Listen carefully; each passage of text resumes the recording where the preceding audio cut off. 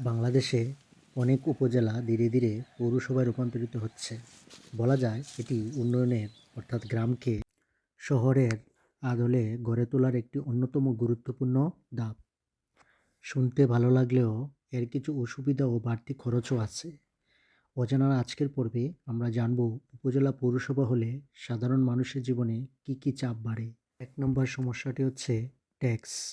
পৌরসভা হলে সবচেয়ে বড় পরিবর্তন আসে ট্যাক্স ব্যবস্থায়। পূর্বে যে পরিমাণ ট্যাক্স দেওয়া হতো এখন তা অনেক বেড়ে যাবে। দ্বিতীয় সমস্যাটি হচ্ছে জীবনযাত্রার খরচ বৃদ্ধি। পৌরসভা হওয়ার ফলে বাজার বা ভাড়া এবং দৈনন্দিন খরচ ধীরে ধীরে বেড়ে যায়, কারণ এলাকা শহরের মতো হয়ে ওঠে এবং চাহিদা বৃদ্ধি পায়। তৃতীয় সমস্যাটি হচ্ছে জমির দামের সাথে কর বৃদ্ধি। পৌরসভা হলে জমির দাম বাড়ে, যা ভালো দিক হলেও এর সাথে জমির কর এবং রেজিস্ট্রেশন খরচও বেড়ে যায়। পৌরসভায় অনেক নিয়মকানুন মানতে হয়। বিল্ডিং নির্মাণ, ব্যবসা চালানো সব কিছুতেই অনুমতি লাগে।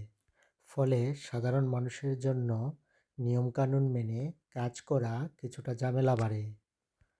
দরিদ্র মানুষের ওপর চাপ। যারা নিম্ন আয়ের মানুষ তাদের জন্য এই পরিবর্তন কঠিন হয়ে যেতে পারে, কারণ আয় না বাড়লেও খরচ বাড়তে থাকে। কিছু অসুবিধা বাড়লেও পৌরসভা গঠিত হলে অসুবিধার চেয়ে সুবিধাই বেশি।